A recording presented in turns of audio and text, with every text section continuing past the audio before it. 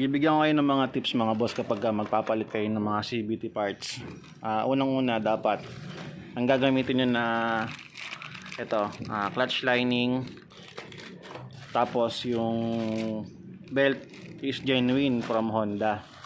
So kahit yung mga springs, ito mga center spring, itong ang tawag dito, slider piece, yan, kahit mga hindi siya genuine, okay lang kung wala pa kayong budget. Pero pag magpapalit kayo ng belt tsaka ng clutch lining, dapat yung original from Honda. Yan, medyo mas mahal lang pero siguro mga 2 years ganun, pinakamatagal 2 years, 3 years.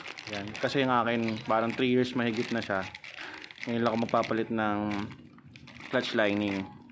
So ito yung nabili ko sa Honda. Ang price nito nasa 1.5 plus yata siya. Yan. Yung pag mga aftermarket, yung mga hindi genuine, nasa wala pa yatang 1K. So dagdagan nyo na, stretch nyo na yung budget nyo kapag magpapalit kayo ng lining, dapat original from Honda. Yan, kasi mapapansin nyo bagong palit yung lining nyo, yung belt, kapag hindi genuine yung ginamit nyo, medyo malata pa rin yung takbo ng scooter. Ganyan pala yung scooter ko. Ito yung sa motor ko. Yan, mga Honda Click. Yan, magpapalit ako ng belt na original. Ito naman yung belt, ang presyo nito nasa 800 yata. Hindi ako sigurado kasi nakalimutan ko na eh. Yan, ang presyo nito nasa 228 ang binayaran ko sa Honda nung binili ko itong dalawa.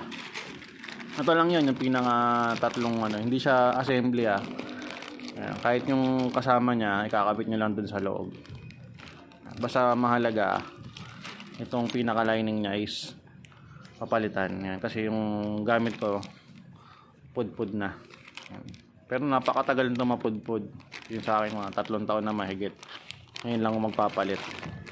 Tapos huwag nyo nang huwag pagka bumili ka ng genuine yung parang nilalagari, nilalagay ng kanal. Huwag nyo nang gawin yun, hindi naman effective yun.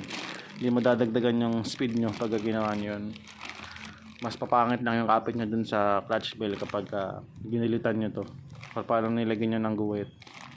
So ayun mga tips mga boss, kapag papalit kayo ng CVT parts, dapat mahalaga itong dalawa, is genuine.